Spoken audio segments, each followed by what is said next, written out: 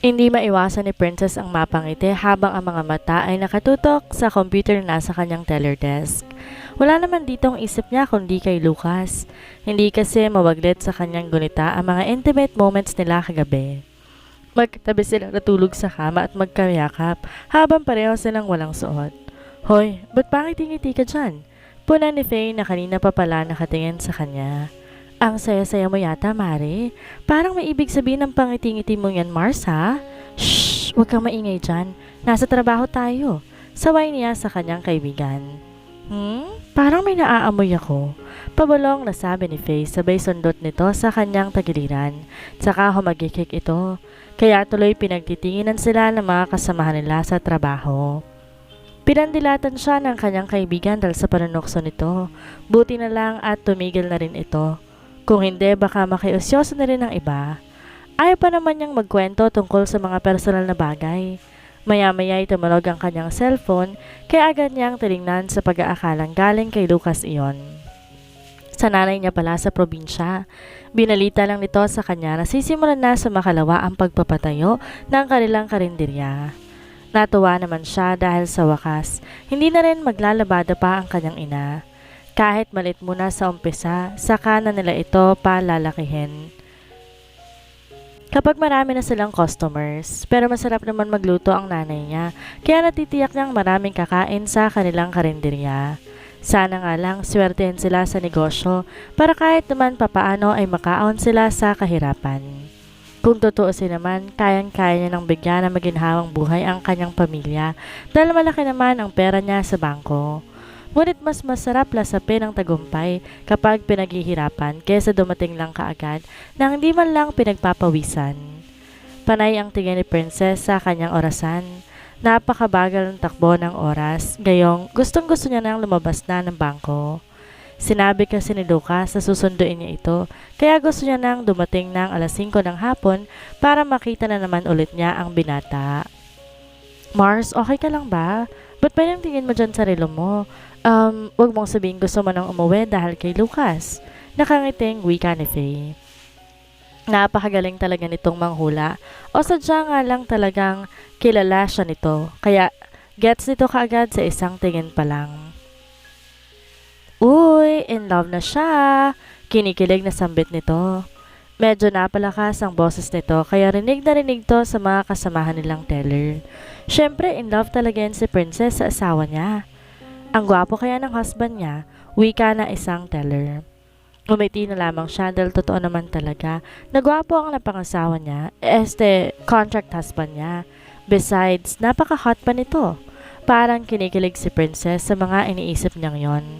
Ngayon lamang siya nagkaganito. Hindi nga niya maintindihan kung bakit nagpaubaya siya kagabi. Samantalang kay Amir noon, umabot pa ng 4 na taon ang kanilang relasyon bago nito nakuha ang kanyang pagkababae. Ngunit bakit kay Lucas agad niyang pinagkaloob ito? Gayong wala pa namang isang buwan mula nung kinasal sila.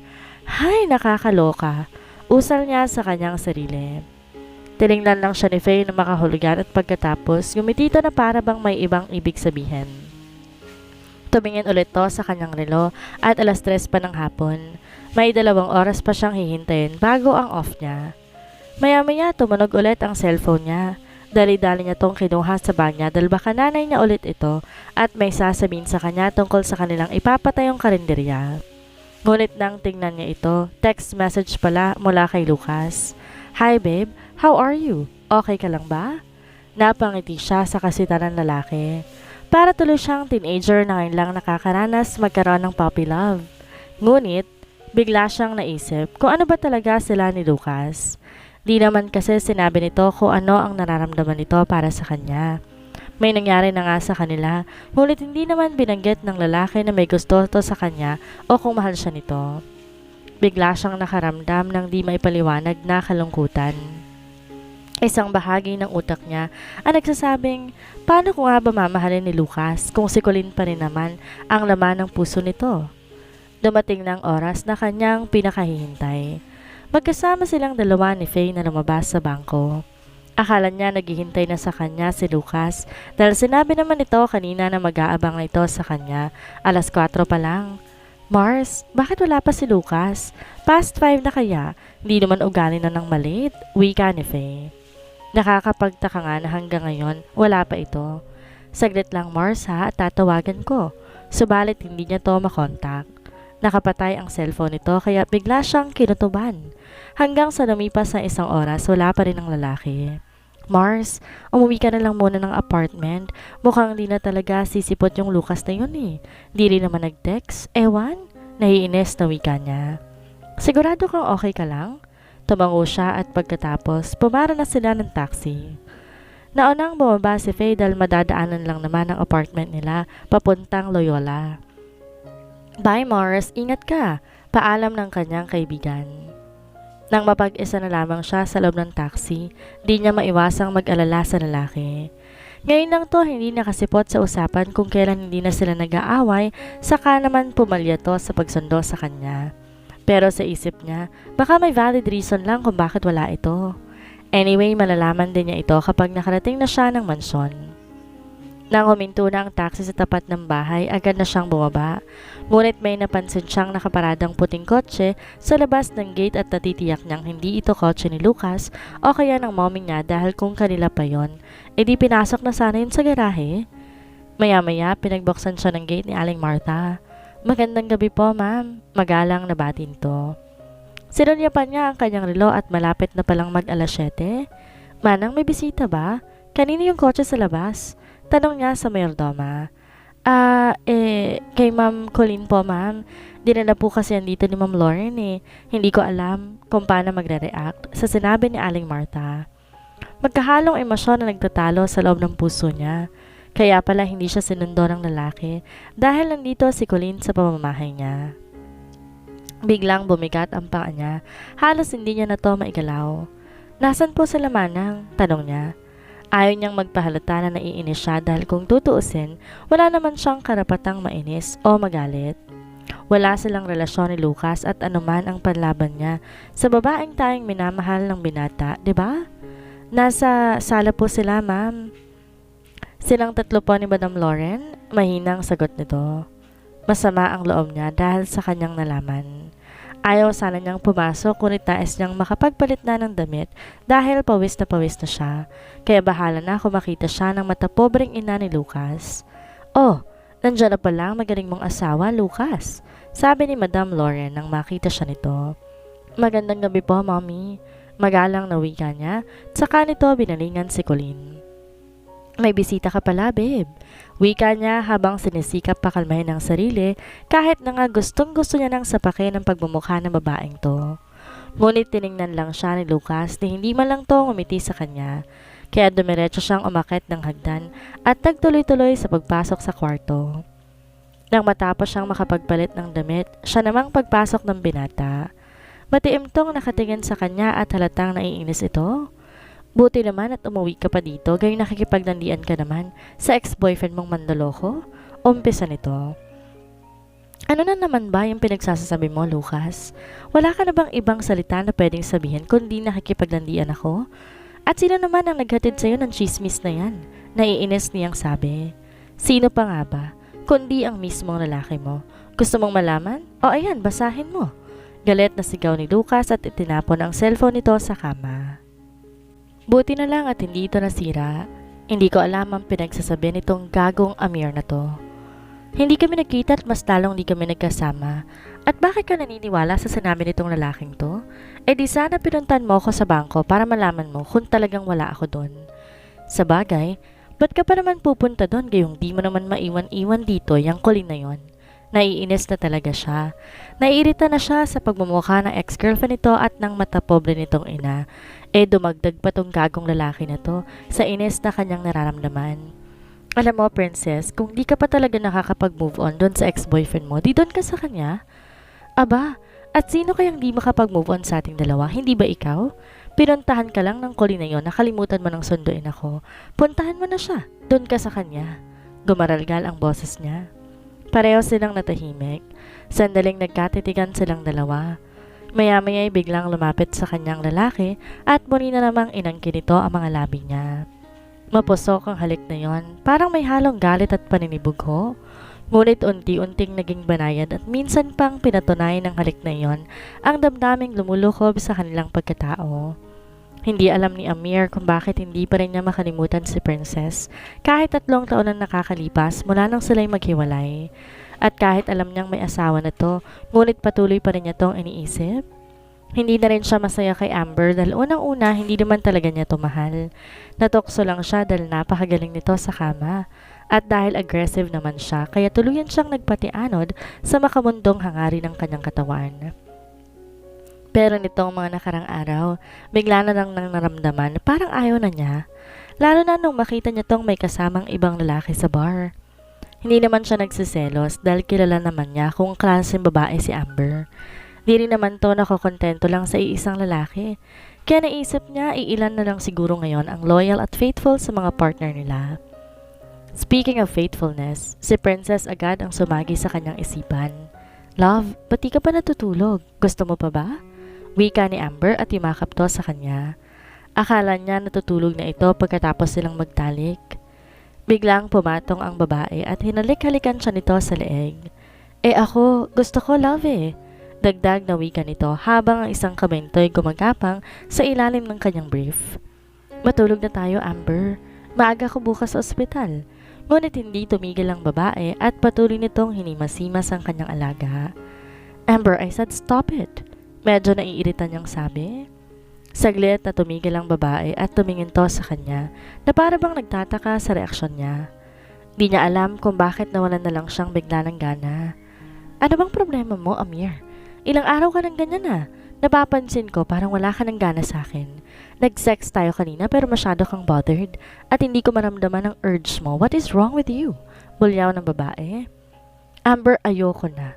Alam mo naman, umpisa pa lang kung ano lang tayo, di ba?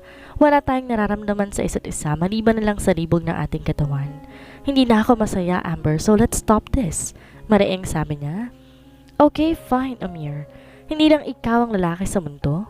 Tugon ito pagkatapos bumangon na at pinulot ang mga damit na nagkalat sa sahig. So dahil kay Princess, right? Hanggang ngayon mahal mo pa rin siya, di ba? Well, bahala ka na nga. Desisyon mo na yan and I'm too practical about this. But since ayaw mo na sa akin, I have something to tell you. At ngayon ko lang to sasabihin.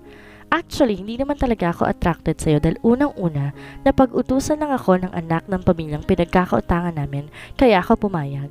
Pagtatapat nito. Bahagyang kumunot ang noo ni Amir. Hindi niya maintindihan kung anong ibig sabihin nito.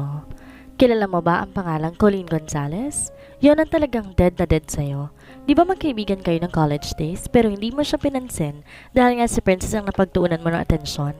At nang mabalitaan niyang may relasyon kayo ni Princess, inutusan niya akong guluhin kayong dalawa. Di rin naman ako makatanggi dahil nga sa malaking pagkakautang ng magulang ko sa pamilya niya. Dagdag pang sabi nito. Hindi makapaniwala si Amir sa kanyang narinig. Oo nga't alam niya na may gusto sa kanya si Colleen nung college days nila. Ngunit dahil hindi siya interesado dito, hindi niya to napagtuunan ng pansin. Nililigawan na kasi niya nung time na yun si Princess, saka ang balita niya, ex-girlfriend to ni Lucas Mondragon ang asawa na ng kanyang dating nobya. O siya, aalis na ako, Amir. Kagaya mo, bored na rin ako sa sitwasyon natin. Lalo na't naging abala ka na sa trabaho mo this past few days. Actually, hinintay ko lang na ikaw mag-open up sa akin. Kaswal na wika ni Amber. Tunay ngang wala talaga tong pagmamahal sa kanya at ang lahat, bunga lang na matinding libog sa kanilang katawan. Nang matapos magbihis ang babae, umalis na to sa kanyang kondo. Napabuntong hininga na lamang siya dahil ganun lang kasimple na nagwakas ang kanilang pagkasama ni Amber. Hindi man lang to nalungkot, nagalit o kaya nadismaya. In fact, mas natutuwa pa ito dahil makakahanap na naman ng bagong sexmate. Bigla na naman niyang naalala si Princess. Sariwang-sariwa pa sa kanyang alaala kung paano to umiyak nung maabutan nito silang dalawa ni Amber sa banyo. Alam niya kung gaano to nasaktan dahil mahal na mahal siya nito. Mahal din niya ito at kung may pagkakataon pa sana para magkabalikan sila ay gagawin niya ang kanyang buong makakaya upang mabawi ito mula kay Lucas Mondragon. Sigurado naman siya na mahal pa rin siya ni Princess. Nakikita niya to sa mga mata nito nung huli silang makita sa birthday celebration ng nobyo ng kaibigan niyang si Amber. Pero ang tanging pinagtataka lamang niya ay kung bakit nagpakasal ito kaagad kay Lucas, gayong kahihiwalay lamang nila noon. Imposible namang nakahanap kaagad to ng mamahalin. Sa kanyang pagkakakilala dito, hindi ito yung babaeng madaling lang ma-in love. Hindi kaya dahil sa pera, kaya't pinakasalan niya ang anak niyang isang bilyonaryong may-ari ng pabrika? Isang bahagi ng kanyang isip ang nagtatanong, kailan pa naging mukhang pera si Princess? Kung tutuusin, mayaman din siya. Hindi nga lang kasing yaman ni Lucas, pero may maibubuga din naman siya. Nasa ganon siyang pag-iisip nang tumunog ang kanyang cellphone. Nang tingnan niya ito, hindi nakaregister ang numero ng tumawag sa kanya. Pero naisip niya, baka isa lang sa kanyang mga pasyente, kaya't dali-dali niyang pinindot ang accept button. Hello? Hello, Amir Castillo. Boses ng isang babae sa kabilang linya. Yes, how may I help you? Formal niyang sagot. Amir, this is Colleen Gonzalez. Remember me? Nagtataka siya kung paano nito nakuha ang numero niya, pero agad niyang naisip na baka itanong nito kay Amber. Of course. How are you, Colleen? It's been a long time. I haven't heard anything from you. Ang waling balita ko nakapag-asawa ka raw ng taga-France, wika niya. Yup, pa-divorce kami 5 months ago, kaya bumalik na lang ako dito sa Pinas at dito ko na lang ipagpapatuloy ang modeling career ko. Oh, I see. Maybe we can go out for dinner some other time, Amir? You know, for old time's sake? Wika nito. Yup, sure. Pauwi na noon si Amir mula sa ospital na kanyang pinagtatrabahuhan nang mapansin niya isang pamilyar na babae na kalalabas lamang ng isang beauty salon. Kasama nitong isang matangkad na lalaki at masayang-masaya sila habang magkahawak ang kanilang mga kamay. At nang tumapat na sa kanyang kotse, kung saan naglalakad palabas ang dalawa, unti-unti niya nang nakikilala kung sino yon. Princess? Usal niya sa kanyang sarili. Hindi siya maaaring magkamali. Si Princess talagang nakita niya at kasama nito si Lucas. Inihinto niya ang kotse sa may di kalayuan. Mula na sa side mirror, tiningnan niya ang dalawa habang papasok ang mga ito sa kanilang Mitsubishi Expander. Napakaganda ni Princess sa bagong ayos nito. Sophisticado na rin tong tingnan sa suot nitong damit. Hindi niya akalaing ganon kalaki ang pinagbago ng kanyang dating nobya. Nababalot ng panghihinayang kanyang puso dahil sa kanyang nasaksihan. Kung hindi lang sana siya nagkasala sa kanilang relasyon noon, tiyak na siya ang kasama nito ngayon. Isang malalim na buntong hininga ang kanyang pinakawalan bago niya pinaandar muli ang sasakyan. Habang nasa daan siya, hindi niya mawaglit sa isipan ang kanyang dating nobya. Bumalik sa kanyang alaala ang 4 na taon nilang relasyon. Wala naman siyang maging problema kay Princess dahil mabait ito at maunawain.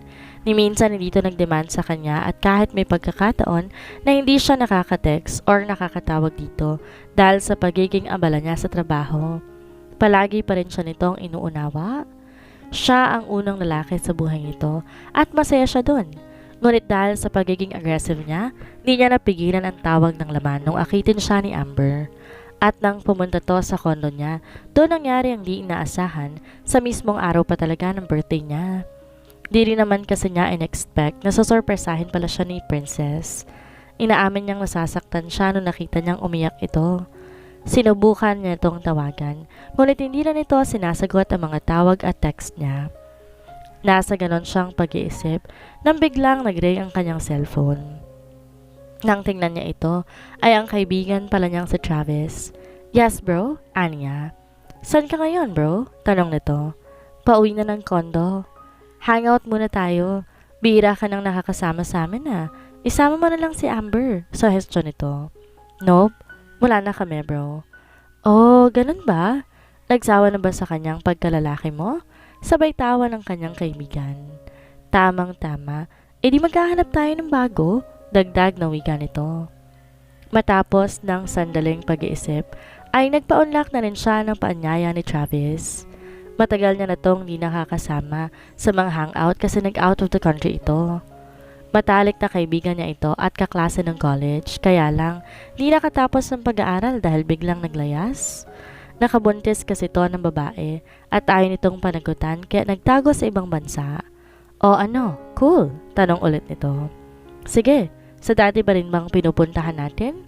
Yup, San pa nga ba? Suki na natin yun eh. Tsaka balita ko may mga bagong dancer daw doon. Pawa mga sexy at magaganda. Excited na wika nito. Sa isip ni Amir, hindi pa rin talaga nagbabagong kaibigan niya. Kailan pa kaya ito magsaseryoso sa isang babae? Niwala nga tong nakarelasyon dahil kontento na ito sa mga casual flings. Pagkatapos ng ilang pag-uusap ay iba na ang daan na tinatahak ng kanyang sasakyan. Sana nga lang maaliw siya doon kasama si Travis at ang iba pa nilang mga kaibigan upang makalimutan niya saglit ang dati niyang nobya.